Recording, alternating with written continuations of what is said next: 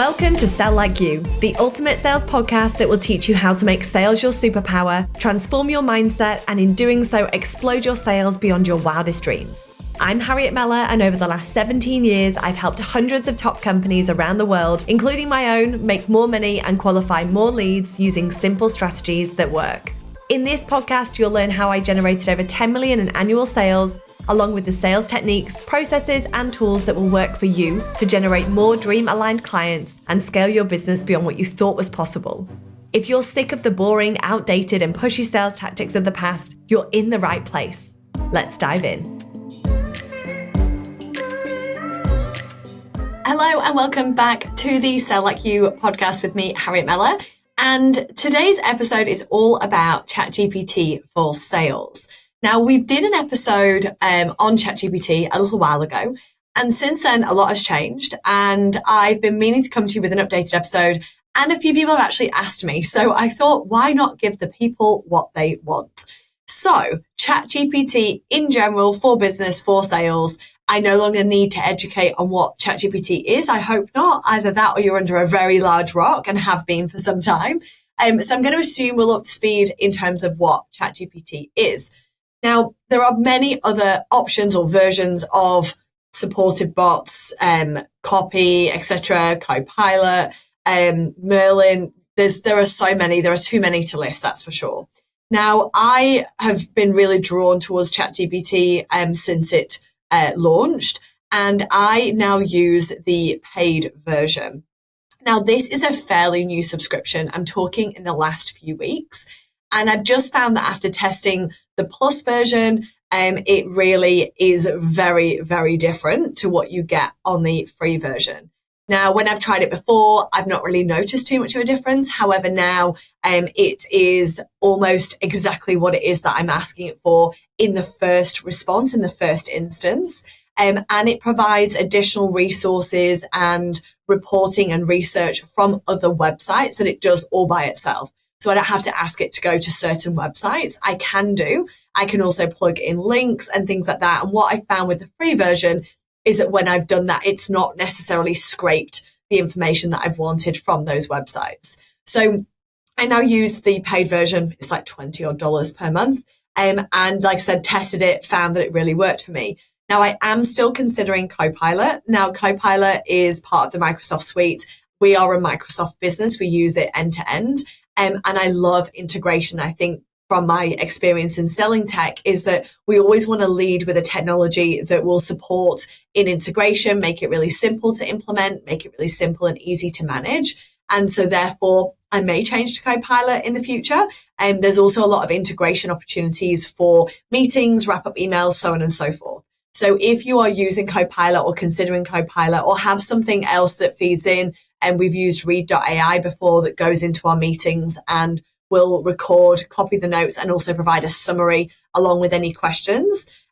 So anything like that will support you in your meetings, in your information gathering, etc., etc. But this is focused on ChatGPT. A lot of other platforms will be able to do what I share, but I want this to be very much focused on what it is, what I'm using based on my experience. So let's see if I go that way. I'll keep you posted. So is it worth, is it worth the subscription is the question that I get asked. And absolutely, I would say it is, hence why I have joined. Now, I think it's probably also worth mentioning what I use the platform for currently. There are some parts of the sales process that I do use it for, which I think is what you're going to find most valuable. However, there are other elements that will help you in business, but also regardless of your job. So if we think about elements that I've really found benefit in the platform has been reviewing grammar and succinctness of copy. So for example, if I'm writing a blog or Brooke is writing a blog post, we will often take a podcast, we'll turn it into a blog, we'll turn it into social media copy, so on and so forth.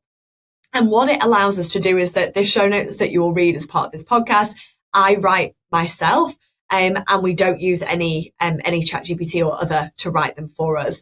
I'm sure there are better ways that we could absolutely execute that. But for me, I just find that I write the pre-copy or the planning sessions, I record them, and then I want to write the show notes because I know what the goal is for our listeners. And so we find that works really well. So until we can find something that can do it exactly as we like, you will still read show notes from me. But as an example from there, Brooke will then write our blog post. She'll write then copy for our business pages as well. And so by utilizing ChatGPT, we can review the grammar, the succinctness of the copy, so we can make it really compelling and punchy. There's nothing worse than reading a blog post that repeats itself, goes on about information for too long. And so we find that works really well. The second thing that we use the platform for is for research. So we'll use it for how we're going to target certain industries. It will support our outreach efforts. All of our outreach communication is written by me, and the same for all of our clients. But when it comes to researching industries, it might be the types of industries that are seeing similar problems. That will work really well if you're looking to go into a new vertical or a new offering, or you're trying to get into a new industry. However, it will help you if you are prepping for a meeting. You can include the URL, you can include information you know already about them, and then you can ask it to create you an overview to support you with the meeting, knowing that you might want to talk about the business, its history, the team, and where they've shown up in media and what posts they've done, etc. So it's a great way to do it. And that for me shaved off a large number of hours. And whenever I was doing large business pitches, I would spend hours finding information and looking. And this does it in a couple of minutes for me. Now, in saying that, I never, ever leave ChatGPT for everything, as in it will do the research and then I will go out and just validate some of the information that's been gathered, because we want it to still be meaningful. And remember that we are still having to regurgitate that information and share that information. And if it's wrong, you're going to look like an idiot. And therefore, there's no point even bothering with ChatGPT because you won't get any sales anyway. So that's how I like to use it. It's a good starting point for a lot of the research capabilities and gathering of that intel as well. I then also use it for reporting. So we'll plug information from audits, feedback notes, and we'll set it with formats and headings. So we usually use these for if we're doing a review for a client that has been who works with us on an ongoing basis. We will provide them with reports based on their numbers and their information. I don't put any content information or contact information or business names in when I'm providing results. I will mention this later on, but I am very particular about the information that gets put into the platform. So if you are dealing with sensitive information or sensitive data, then please ensure that you are really careful with what you're putting into the platform, because you don't know where that's going or who may come across it or where that information is going to be utilized again. Now, things I don't use the platform for is I don't use it to create copy from scratch. I will plug in my notes information and ask it to format. For example, if I'm putting in bullet points, I will ask it to format a blog post or format a piece of writing. But generally, as a rule of thumb, I don't like to ask it to create something from scratch, because that's what my clients are coming to me for. And they want to hear my views, my thoughts, not what ChatGPT can pull out based on what it can find on the internet, because we can all do that. I also don't use it for my social media post content. I find that they are all very generic. I can look at other people's content and know exactly what's been done through ChatGPT. So bear that in mind. There is so much copy being generated through AI, and that we really need to stand out of the crowd to be able to align ourselves with our ideal clients. And so therefore, I just don't see the value in that. I also love writing my own posts. I do a lot of posts on LinkedIn, nearly one a day, and all of those are written by me, because I'm sharing value. I'm showing what I'm seeing relevant to the moment, to the day, to the week, and so on and so forth. I also don't use it for sales communication, where that's essentially what people are coming to us for, is for sales communication, templates, guides, tools, etc. But I will use it for formatting, again, grammar checking, as I mentioned before as well. So a few things what I use it for, a few things that I don't use the platform for. That's not to say that you can't, but just be really mindful as to how you're showing up. And if people can create their own content using AI, something like ChatGPT, why do they need you? So just be mindful about the voice that you want to have. And the more that you teach your platforms, the better it will perform. And so the question I often get asked is, what can ChatGPT do? Well, pretty much anything. But the caveat is how you ask for the thing that you want. You need to treat it like a person. You need to treat it like somebody that's within your team. You need to thank them, provide them with feedback, be really specific with your requests. And if you don't, you'll know pretty quickly, because when you get the response, you will see that the information that's been provided is not relevant. It's really fluffy. It just isn't giving you the good vibes that you were hoping it was going to do and solve all of your problems. So we need to make sure that we are communicating with it. One of the things that I've noticed in the paid version is that it will update memory. So it'll say memory updated. So very early on, I was really frustrated with the fact it kept giving me the American grammar. And that's also one telltale sign if you're not in America and you've got Z's in prioritize instead of an S. Then we know that ChatGPT has done it for you. But you can, in the paid version, I think maybe in the free version as well, but definitely in the paid version, advise that you only want UK grammar or English grammar, not the US grammar. So that, for example, when I put that in, it said memory updated. And so it learns from the information that you plug into it over a course of the chat. So months, days, weeks, months, years, it will collate all that information. It will just get better and it will just get smarter. So, for example, the other day I asked it do you remember when we ran a report for this? And it came back and said, yes, I recall that you did it on this date at this time. And then I asked them for an update to that or a review of that. And so it was a great way to then be able to test the memory of the AI and just make sure that, you're able to refer back to things, because that will keep it learning and growing, which is what we want it to do. And so, as I mentioned, if you put in the request and it's not quite specific enough, or you haven't given it enough direction, you can even give it things like, if you want it to sound in a certain way, you might say, I like the style of Stephen Bartlett, or I like the style of the newsletter written by James Clear.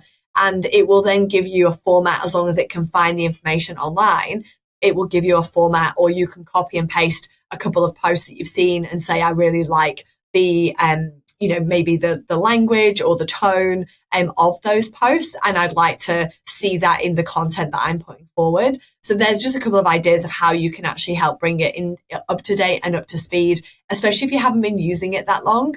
It will save you a little bit of time as well. You can obviously plug in your own content, your own copy, your own formats, and that way it will learn as well.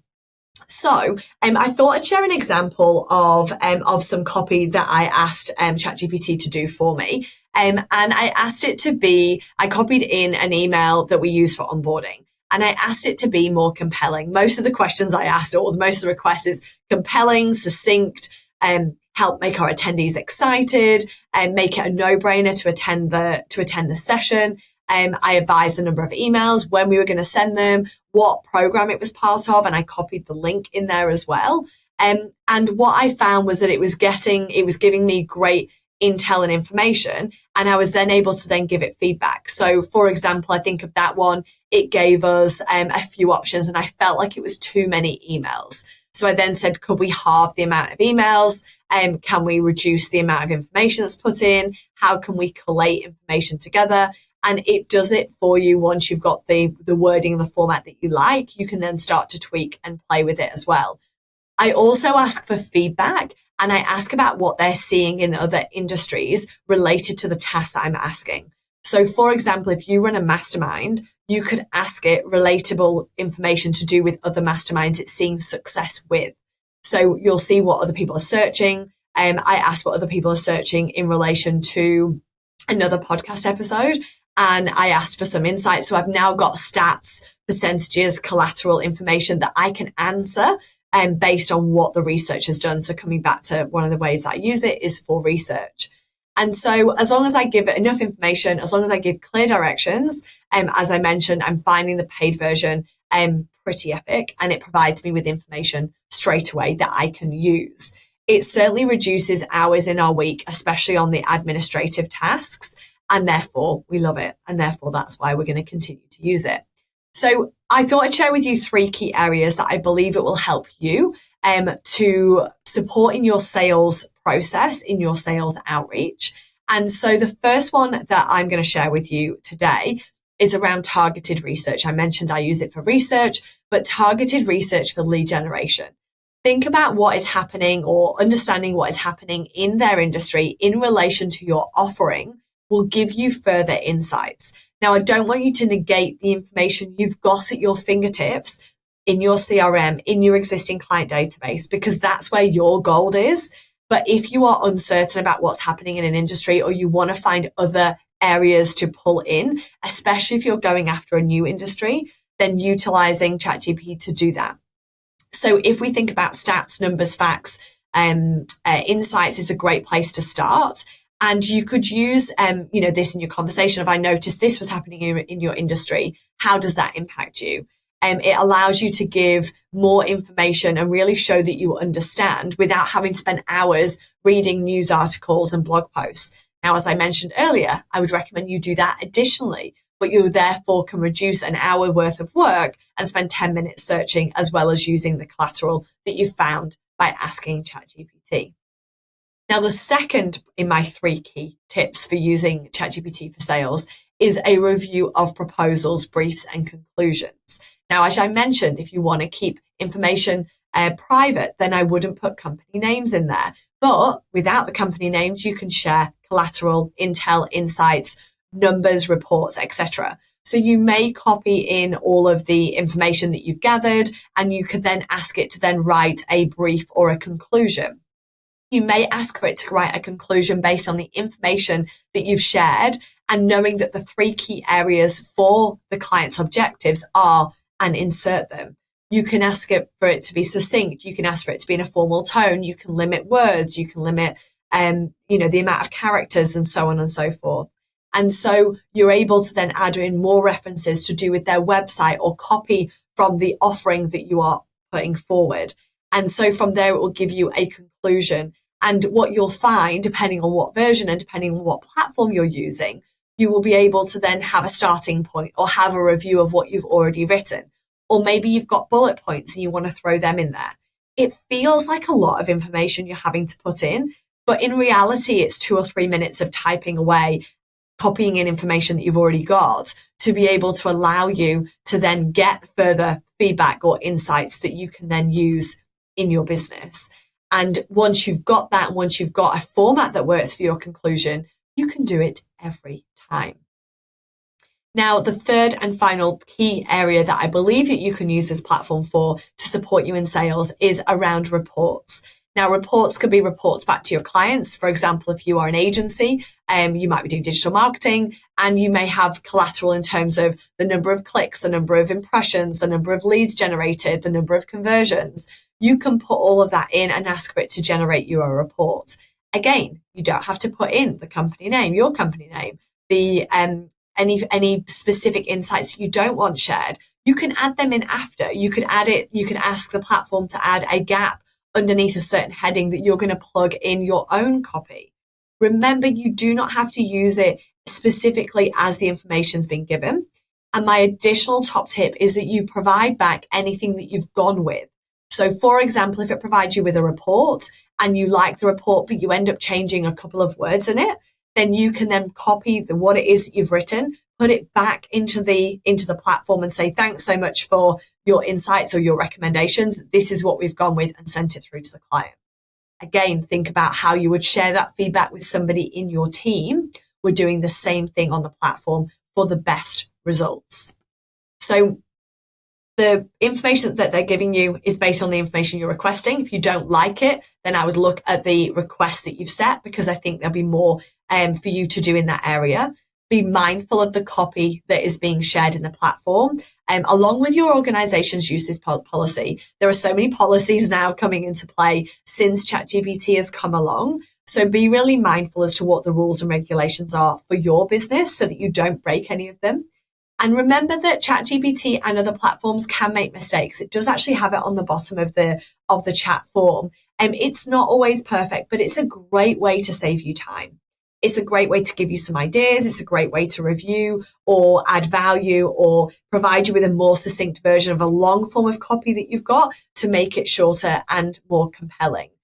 Essentially allowing you to focus on things that are relevant to you. So focus on the things that are going to move the needle in your business.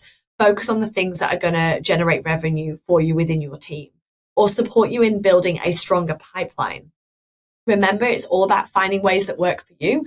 Just because they work for me and others does not mean that it has to be the way that you do it in your business or in your sales process. But I hope these tips, I hope the examples I've shared today give you some additional insights into how ChatGPT can be used in your sales process and in your business, but also areas to avoid or areas to be really mindful of. Because if you burn your audience because you're using copy that's AI generated and it's always AI generated, then you will find a drop off or a reduction in engagement. And we don't want that. We want to stand out from the crowds that are using platforms and only using platforms and bring in your voice, bring in your opinions and bring in your expertise. Thanks so much for being here. I'm Harriet Meller and this is a Sell Like You podcast. And we will be back next week with another jam-packed episode full of practical tips, tools and guides that you can implement into your sales processes and into your business. Thank you for being here.